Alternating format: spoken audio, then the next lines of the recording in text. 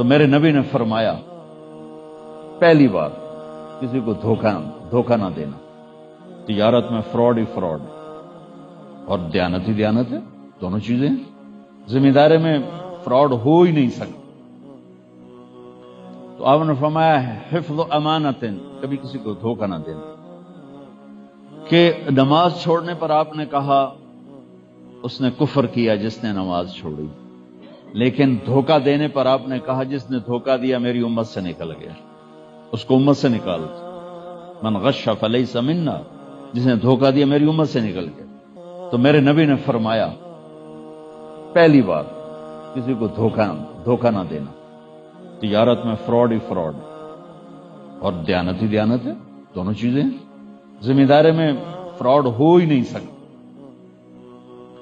تو آپ نے فرمایا حفظ امانت، کبھی کسی کو دھوکہ نہ دینا، کہ نماز چھوڑنے پر آپ نے کہا اس نے کفر کیا جس نے نماز چھوڑی، لیکن دھوکہ دینے پر آپ نے کہا جس نے دھوکہ دیا میری امت سے نکل گیا، اس کو امت سے نکال، من غش فلیس منا، جس نے دھوکہ دیا میری امت سے نکل گیا۔ ایک واحد بادشاہ ہے جس کے دروازے پر جتنے فقیر کٹھے ہوں اتنا خوش ہوتا ہے، اور دنیا کے جتنے بادشاہ ہیں ان کے دروازے پر جتنے فقیر کٹھے ہوں اتنا غصہ چڑھ جاتا ہے۔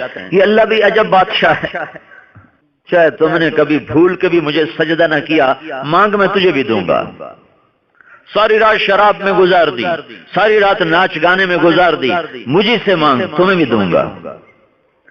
جمعے کی نماز بھی نہیں پڑھی، مجھ سے مانگ میں دوں گا، اپنوں کو بھی دوں گا، نافرمانوں کو بھی دوں گا۔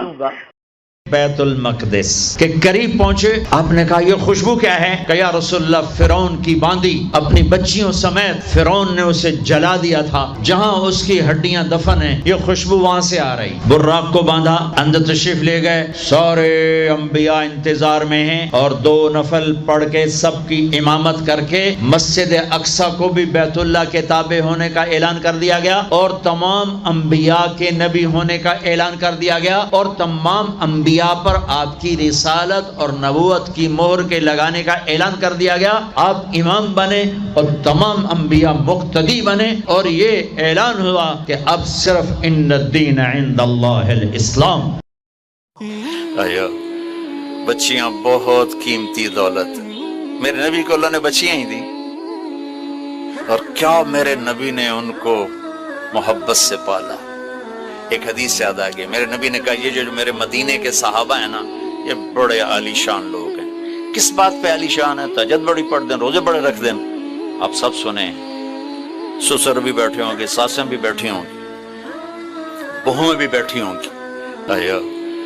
بچیاں بہت قیمتی دولت، میرے نبی کو اللہ نے بچیاں ہی دی، اور کیا میرے نبی نے ان کو محبت سے پالا۔ ایک حدیث یاد آ گئی، میرے نبی نے کہا یہ جو میرے مدینے کے صحابہ ہیں نا یہ بڑے عالی شان لوگ ہیں۔ کس بات پہ عالی شان ہے؟ تہجد بڑی پڑھ دیں، روزے بڑے رکھ دیں۔ آپ سب سنیں، سسر بھی بیٹھے ہوں گے، ساسیں بھی بیٹھی ہوں گی، بہویں بھی بیٹھی ہوں گی۔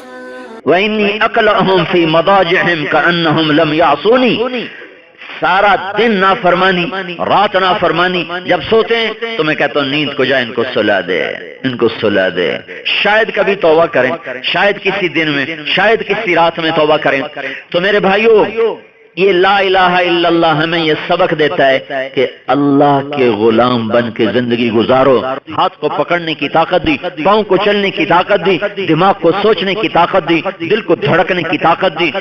پھر میرے نبی جب مکہ سے بیت المقدس آئے تو بشریت، جب مکہ سے آسمانوں تک گئے تو ملکیت، آسمانوں سے سدرۃ المنتہا پر گئے تو کچھ اور نظام، اور جب سدرۃ المنتہا سے بھی آگے گئے پھر کچھ اور نظام، اس کے الفاظ بھی میرے پاس کوئی نہیں ہے۔ پھر سدرۃ المنتہا سے عرش، اور عرش آج پہلی دفعہ جھوم رہا ہے کہ آج کسی ہستی کے قدم پڑنے والے ہیں، یہ محمد مصطفیٰ ہیں۔ پھر اس کے آگے لامکان شروع ہوتا ہے، 70,000 کیا نور کے پردے اٹھے، اور اللہ اور حبیب اللہ آمنے سامنے ہو گئے، قاب قوسین۔ میرے اللہ نے یہ محاورہ اپنے اور اپنے حبیب کے لیے استعمال کیا۔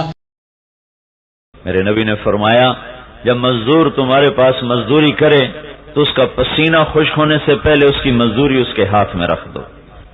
کتنا حق بتایا ہے مزدور کا اور غریب کا کہ جب وہ مزدوری کر لے تو اس کا پسینہ خشک ہونے سے پہلے اس کے ہاتھ میں اس کے پیسے دے دو، تاکہ وہ اپنے بچوں کے لیے روٹی لے کر جائے، اپنے بچوں کے لیے خوراک لے کر جائے۔